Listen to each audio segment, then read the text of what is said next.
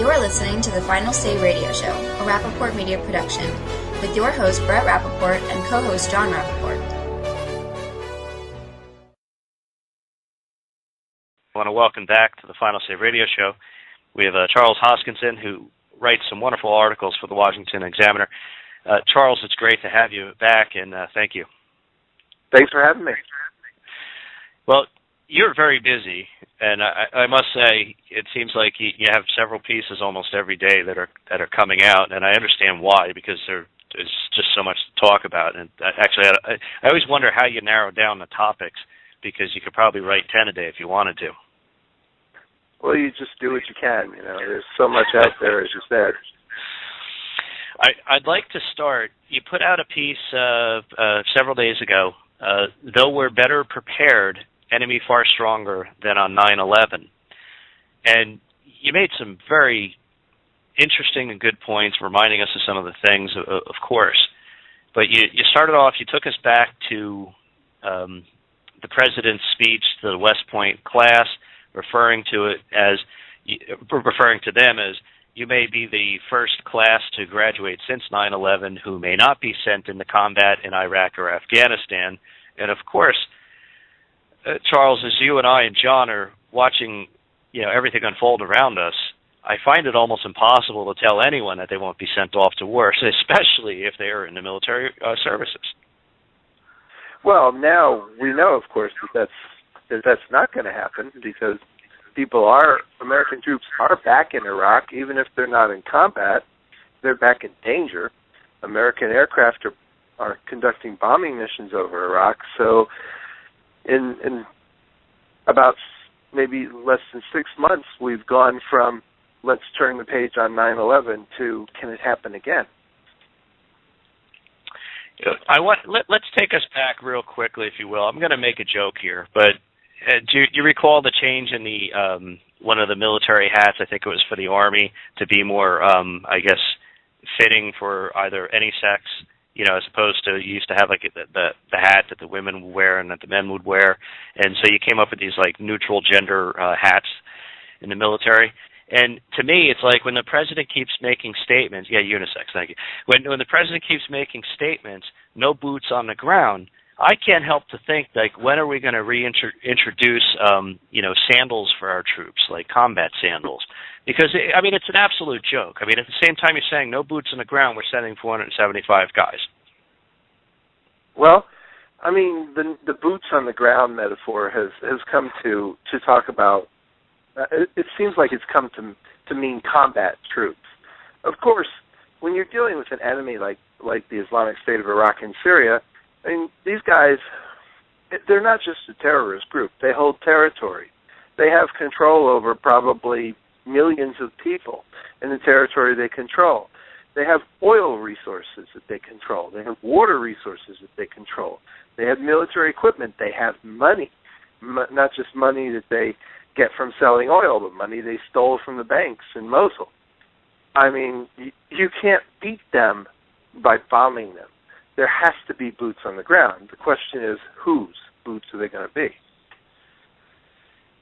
Well, after what we saw in Afghanistan with I'll just call it the assassination of a two-star general, Green, I fear any Americans being next to, any of these militias or armies that we really aren't aware of, and how could you trust these people at this point?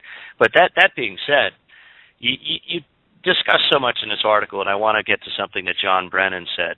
He talks about, that this isn't really Islam. They're neither religious leaders nor scholars. When he's referring to ISIS, or any of these groups that we're referring to, and he's been making these statements, and so have other people in this administration. And the president actually reiterated it, that this has nothing to do with Islam. They call themselves Islamic, but it has nothing to do with Islam. And I'm just wondering, how could anyone think that they really have a sense of what they are dealing with, and how could you formulate a strategy when you're not willing to really call something for what it is? And I'll go one step further, and I'll put a little blame on Bush as well, and I think you did. This isn't really a war on terrorism. It's a war, because, anything could be a terrorist. This is a war on an extreme fundamental belief that is contained within this particular religion. And I don't care if it's in the form of ISIS or ISIL or Al-Qaeda or Al-Shabaab, whatever it is, we have to formulate, and you said so, a strategy that could really confront this and not just keep us in an endless cycle of, bomb here, troops there, pull them out, put them back in.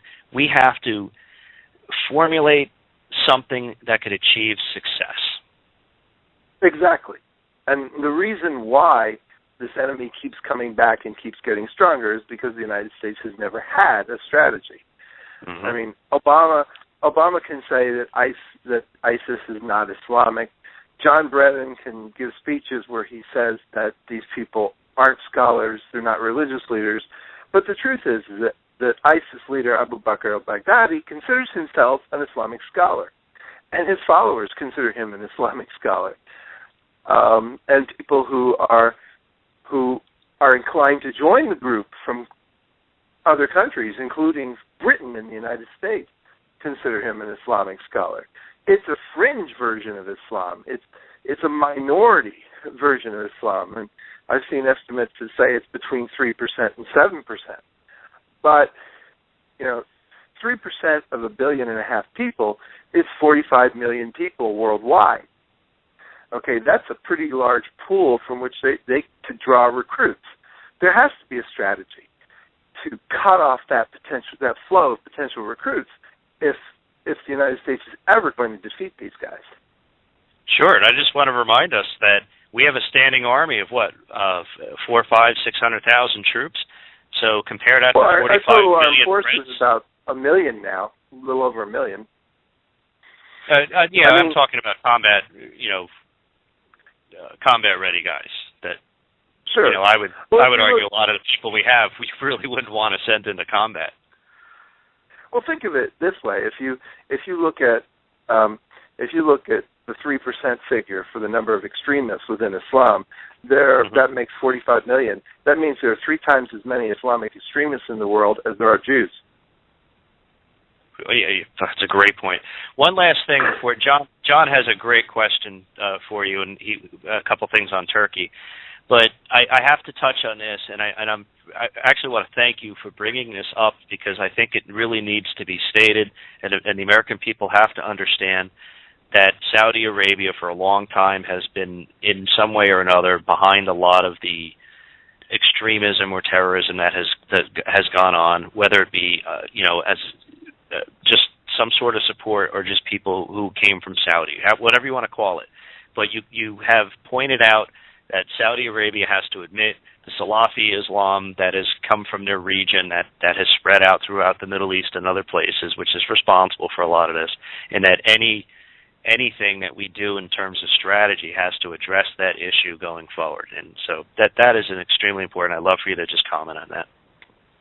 Well, Saudi Arabia has been one of the principal creators and funders of this problem because not only, as you said, Saudi Arabia is a state whose official religion is a version of Salafi Islam, but they also have used the spread of that ideology as a measure, as a foreign policy measure, both to gain influence around the world and also really to keep these guys off their backs. I mean, it's almost as if the Saudis have been paying protection money to extremists, saying, we'll fund you to go make trouble somewhere else as long as you don't do it at home. And depending on who you ask, I mean, now that these extremists have come home to bite them, depending on who you ask, they have to some varying degree recognized the extent of the problem. At least the Saudis now understand that it's a problem within Islam that has to be solved within Islam because they have been enlisting their religious leadership to make theological arguments against the extremists. Well, Charles, it's something along the lines of an extreme case of what happens when you never discipline a child, right? At some point, that child is going to become your problem and society's problem, so you have to address these things head on. Before I talk Turkey, I just want to say I've actually read from numerous sources the numbers being somewhere between 10 and as high as 25% on the extremists. 25 might, in what you would categorize as extremist, maybe a little bit harsh. But I do want to say this. When you look at the poll numbers themselves show in many of these countries a significant universal problem. But the other thing I want to point is that the leadership of most of these countries, just like you could make the clear point of Nazi Germany, if the leaderships, if the power base, the people who own and control the monies and the mechanisms of government are themselves, radicalized or supporting the radicalization agenda, then I think if whatever the actual numbers are, it almost doesn't matter, because the case is you have entire nation states who seem to be dedicated to the destruction of our way of life. And if we don't handle this from an ideological perspective, I don't know how we win the war, no matter how long we fight, no matter what weapons we use. Well, let me make a couple of points. I mean, the first point is Saudi Arabia and Pakistan are two countries that have used support for extremism as a political tool, not just in foreign policy, but in domestic policy, as I mentioned with Saudi Arabia. Pakistan has used extremist groups as an instrument of foreign policy in Afghanistan with their support for the Taliban and other groups, and in India. So, yes, there are clear examples. These are two governments, actually, that we're working with to help fight extremism, and they have a history of having been big parts of creating the problem. And the other point I would make is that it doesn't take a lot of extremists to cause a big problem. Even if the number is as low as 3%, if you look at a country like Pakistan, it's about 180 million people, more than 90% of them are Muslims, has the worst problem with extremist terrorism in the world. 3,000 innocent civilians were killed last year, and another 1,000 or two military and police people were killed in extremist violence in Pakistan last year. The estimate of the number of Taliban in Pakistan, the people, extremists who are actively involved in fighting, numbers in maybe the tens of thousands, about 20,000, 30,000. That's enough to throw the country into chaos. It doesn't take a lot.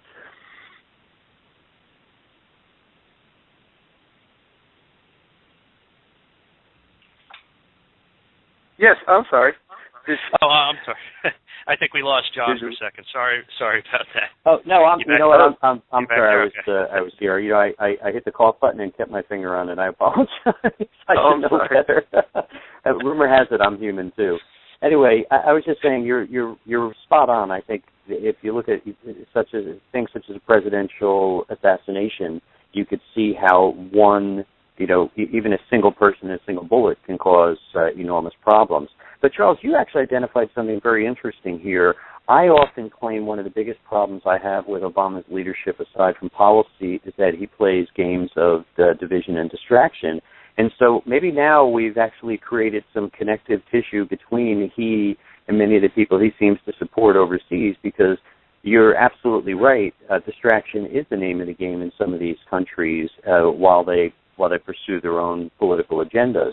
But I wanted to bring Turkey into this equation, because I think it's so important that we understand that when we fail to take a very strong stance, we stand a good chance, I think, of losing potential allies. But on the flip side, when we depend on people who have consistently proven that they are not in any way, shape, or form allied with us, and in many cases are actually fighting on the other side of the war, and I think Turkey is a perfect example of that. And I was reminded this morning of, and I had almost forgotten, that Erdogan himself was in power when he surprised George Bush during the Second Iraq War by pretty much saying, thanks for bringing all your, remember it was the 4th Infantry Division, thanks for bringing all those folks over to our shores.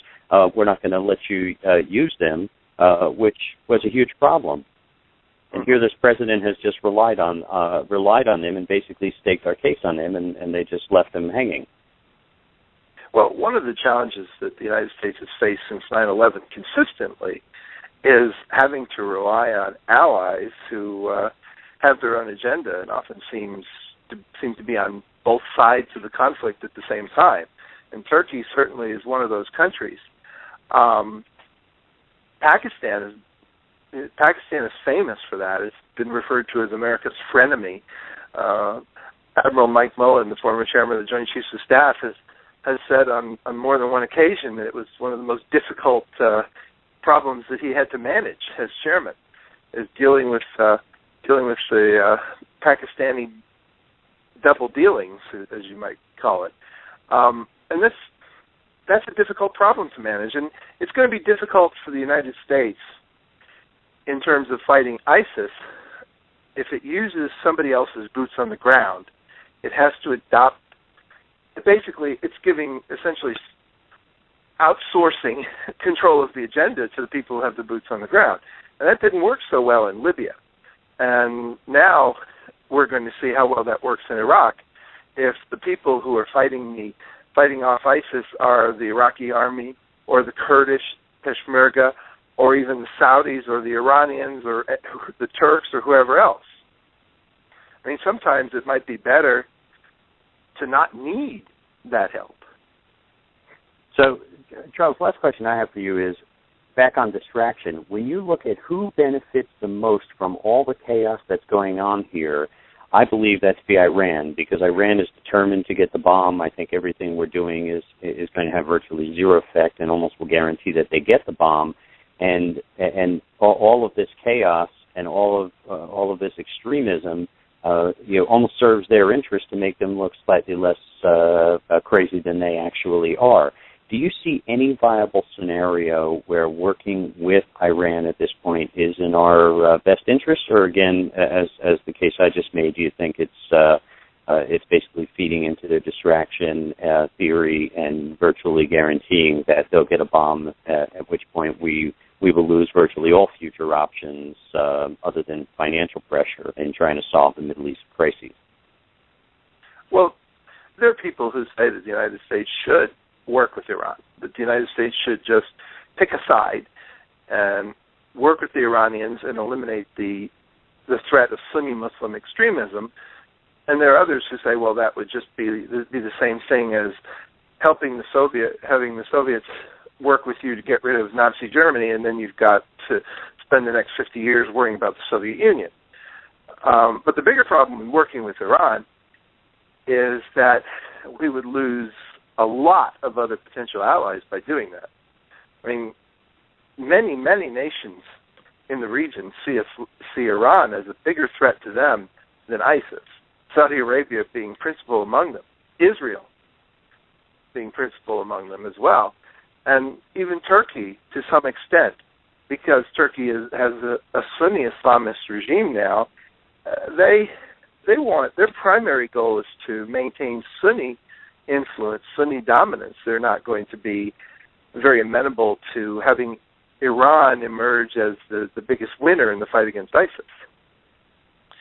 Yeah, those are all great points, and I actually agree with you. I view, first of all, if you look at the people in Iran who we should have supported during the Green Revolution and who are still looking for our support, and actually I've communicated via social media with people that are either in Iran or in other places speaking on behalf of these interest groups, and they tell me, we're not looking for you to give us military backing. We don't want your money. We simply want you to be making the statements that you support us in standing up against this regime. And really, Barack Obama was so silent back then that, just think of how different the Middle East would be if he had simply supported the Green Revolution. Well, that's one area where he's never really been supportive of any kind of movement, anti-government movement at all. I mean, the idea is that they think, well, America's image is so bad in Iran, if you support anything over there, they'll be seen as American stooges and the government will crack down on them harder. But the government is cracking down on them anyway. So it doesn't seem to really be doing... Yeah, I was going to say, how much harder can you get than shooting people in the street? Right. So it seems like his policy of keeping silent on any kind of democracy movement in Iran isn't really working that well either. Yeah. Do you have time for one more? Sure. Oh, okay. I enjoyed your piece, which was actually today. Putin pounces as Obama focuses on the Middle East. And Charles Hoskinson, I think this is extremely important because something that John and I discuss all the time is while this president is busy with one thing, you always have to look at what your chief adversaries are doing, whether it be China or Russia or anyone else, but in particular those two states. And in this case, you hit the nail right on the head. We already have this extreme, situation in Ukraine, which could really draw all nations into a war, depending on how far both sides or all sides want to push that. But now we do have an obligation to certain Baltic nations, in particular Estonia, and any of their neighbors. And when you have Russia cutting off gas, and then you have, the continued push and even troops. But here you have a kidnapping of policemen by Russian troops. And to me, we have to be watching this extremely closely, and we have to be ready to immediately put forces in any of these countries to try to stop Russia from thinking that they could just move in, and be ready to do something. Because if you don't stand up strong now, this is going to continue. Just like we watched the Crimea fall and everything that's going on in eastern Ukraine, this is going to continue, and Putin has no reason to stop. Well, as one of my sources, Robert Kaplan, told me in that article, the president just simply has to multitask. The world is too dangerous for him to not multitask. You've got to be able to handle both problems at the same time. And if whatever it takes for that needs to happen. Yeah, I completely agree with that. And I'm sorry, it was the Estonian policeman that was detained by the Russian security forces, as you state here, and charged with espionage. Now, was this Estonian policeman was actually in Estonia and the Russian security forces crossed the border? That's my understanding. He was doing some kind of criminal investigation. And the Estonians say that he was taken from inside Estonia. Wow. And this isn't the first time to watch something like that happen. Well, the Russians have conducted a variety of operations designed to intimidate Estonia. It's not just grabbing a policeman. They've conducted cyber attacks on the country. They made statements suggesting that they would do what was necessary to protect the interests of Russian speakers inside the country. They make up about a quarter of the population. So the Estonians have a lot of reasons to wonder what Russia's intentions are towards their country. Are there any cases that we're aware of where even Russian-speaking people in Estonia are being harassed or harmed in any way? Because I haven't seen anything. Well, they believe that they're discriminated against in certain ways, including in the use of the Russian language. And Russia certainly is willing to seize on any report that it gets to gain an advantage on Estonia. Well, again, a troubling story, and you're always on top of it. And just real quick, I noticed there were two F-18s that went down in, was it the South China Sea? I'm trying to remember off the top of my head. It was somewhere in the Western Pacific. I'm not sure exactly where. Okay. Yes, they were off the carrier Vincent. So is there one any... of the pilots was, up to now, no. One of the pilots was recovered, but okay. The other pilot is still missing, and they're looking for him. Well, hopefully they find him. And the shame of it is, first of all, you always think of the soldiers first, or the pilots, and hope that they're recovered and safe, and brought out of harm's way, of course. But I hate to see these, whether it's a training incident or just something that goes wrong, but loss of expensive equipment, and hopefully they'll do their investigation and figure out what went wrong, and try to avoid this type of thing in the future. Well, and anytime you get in the cockpit of a high-performance jet, it's a risky activity, even if you're not being shot at. I would completely agree with. Well, Charles Hoskinson, he writes such thoughtful pieces for the Washington Examiner. You can find it at WashingtonExaminer.com. And, of course, you could find Charles Hoskinson on social media. Charles, I don't have it right in front of me, but what's your Twitter handle? It's C.E. Hoskinson. That's excellent. Well, thank you as always. We appreciate the work that you do, and we certainly appreciate when you join us on the Final Say Radio Show. You have yourself a wonderful weekend. You too. Take care. All right. Take it easy.